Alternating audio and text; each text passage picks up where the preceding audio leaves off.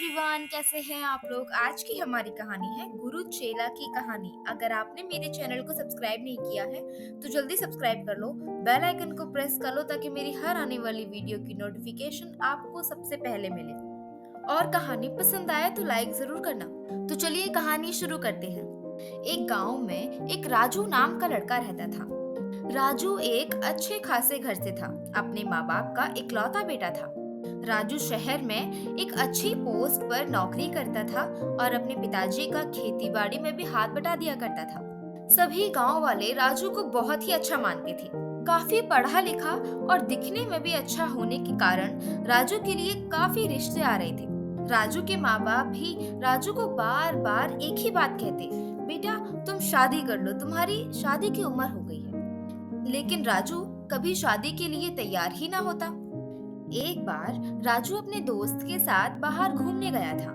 राजू का दोस्त बोलता है, राजू आज तुम बहुत परेशान लग रहे हो, क्या बात है। राजू कहता है, क्या बताऊं मेरे दोस्त, मेरी लाइफ इतनी अच्छी खासी चल रही है, फिर भी पता नहीं मम्मी पापा को क्या क्या परेशानी है। मेरी शादी के पीछे पड़े हुए हैं, बार बार एक ही रट लगाते हैं, बेटा शादी कर लो, बेटा शादी कर लो। राजू का दोस्त कहता है, जब तुम्हारे मम्मी पापा इतना शादी के लिए तुम्हें बोल ही रहे हैं तो कर ही लो शादी, शादी में क्या परेशानी है। राजू कहता है, यार शादी में कोई परेशानी वाली बात तो नहीं है, लेकिन मुझे शादी से बहुत डर लगता है। अब तुम ही को देख लो, तुम्हारी बीवी कभी तुम्हें बाहर आने देती है, हम सभी दोस्तों के साथ बाहर जाने देती है। आज तो पता नहीं कैसे तुम मेरे साथ घूमने आ गए। और मैं अपने आसपास जितने भी विवाहित जोड़ों को देखता हूँ, मुझे वे हमेशा लड़ते झगड़ते, एक दूसरे से गुस्सा होते, यही सब करते मिलते हैं। इसीलिए मुझे इन सब चक्करों में नहीं पड़ना है। राजू का दोस्त कहता है, देखो मेरी राय मानो तो तुम्हें शादी कर ही लेनी चाहिए, बाकी अगर तुम्हारी मर्जी नहीं है तो रहने दो। अपने दोस्त से मिलने के बाद राजू अपने घर जाता है। घर जाते ही राजू की मम्मी कहती हैं, बेटा आ गए, बहुत बड़ी मेहरबानी की तुमने घर आकर।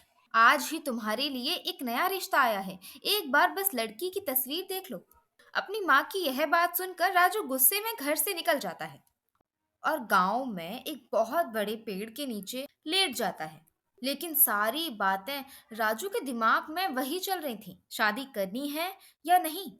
सभी लोग तो यह बोल रहे थे कि राजू को शादी कर लेनी चाहिए, लेकिन जैसा राजू देख रहा था कि शादी के बाद सभी लोग बहुत परेशान हो जाते हैं, बहुत सारी जिम्मेदारियां आ जाती हैं, इंसान खुलकर नहीं रह पाता, ऐसा राजू सोचता था।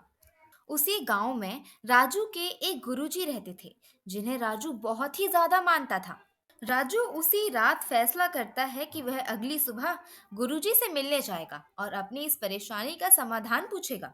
पूरी रात इसी बारे में सोचने के बाद अगली सुबह राजू गुरुजी के घर की तरफ चल देता है। गुरुजी के घर पहुंचने के बाद गुरुजी को प्रणाम करता है। गुरुजी राजू को देख के कहते हैं, अरे राजू, आज तुम बहुत दिनों में मेरे घर आए हो, क्या बात है, कोई परेशानी की बात है क्या। राजू कहता है, हाँ गुरुजी, जब कभी भी मुझ पे कोई परेशानी आती है मैं हमेशा आपके पास चला आता हूँ और मुझे मेरी परेशानी का समाधान हमेशा आपसे ही मिलता है। और इस बार भी मैं पूरे विश्वास के साथ आया हूँ कि मुझे मेरी इस परेशानी का समाधान भी आपके पास से जरूर मिल जाएगा। गुरुजी कहते हैं, बताओ बताओ राजू, क्या परेशानी है तुम्हारी। मैं पूरी सहायता करूंगा तुम्हारी और पूरी कोशिश करूंगा कि तुम्हारी परेशानी का समाधान आज तुम यहाँ से लेके जाओ। अब राजू बोलना शुरू करता है, गुरुजी, बात यह है कि मेरे माता पिता कह रहे हैं कि मुझे शादी कर लेनी चाहिए। मेरा दोस्त भी मुझे यही सलाह देता है कि शादी कर लेनी चाहिए, लेकिन जैसा कि मैं देखता हूँ कि शादी करने के बाद इंसान बहुत दुखी हो जाता है, उसे हर तरफ से परेशानियां घेर लेती हैं। कि जैसा मैं सोच रहा हूँ ऐसा सचमुच होता है क्या। अब आप ही बताइए, मुझे शादी करनी चाहिए या नहीं। अब गुरुजी राजू को अपने पास बिठा लेते हैं। राजू इंतजार कर रहा था कि गुरुजी कब उसको उसकी परेशानी का समाधान बताएंगे, लेकिन गुरुजी कुछ बोलने को ही तैयार नहीं थे। काफी देर हो जाने के बाद राजू कहता है, गुरुजी, आप मुझे मेरी परेशानी का समाधान बताने वाले थे, बताइए। गुरुजी कहते हैं, थोड़ा इंतजार करो, तुम्हें तुम्हारी परेशानी का समाधान आज जरूर मिलेगा। बस थोड़ा धैर्य रखो। गुरुजी अपनी पत्नी को आवाज लगाते हैं। अरे सुनती हो? ये देखो कौन आया है। बहुत दिनों बाद आज राजू हमारे घर आया है। एक काम करो, मेरे लिए और राजू के लिए 2 गिलास दूध लेके आओ। कुछ ही देर में गुरुजी की पत्नी दूध ले आती हैं। गुरुजी अपना गिलास उठा लेते हैं और राजू को राजू का गिलास उठा कर देते हैं। अब राजू यह सोच रहा था कि गुरुजी यह सब क्या कर रहे हैं, मुझे मेरी परेशानी का समाधान क्यों नहीं बता रहे। लेकिन जब गुरुजी कह रहे हैं कि आज मुझे मेरी परेशानी का समाधान मिल जाएगा, तो थोड़ा धैर्य रख लेता हूँ। फिलहाल तो ये दूध पी लेता हूँ। राजू जैसे ही दूध को मुंह लगाता है, वह महसूस करता है कि दूध में चीनी की जगह नमक डाला हुआ था। राजू से वह दूध बिल्कुल भी पिया नहीं गया। राजू गुरुजी की तरफ देखता है। गुरुजी सारा दूध एक बार में पी गए। राजू चुपके से अपना दूध पीछे खड़े पौधे में डाल देता है और सोचता है, मुझे लगता है गुरुजी पागल हो गए हैं। इतने दिनों बाद आया हूँ, पता नहीं गुरुजी को क्या हो गया।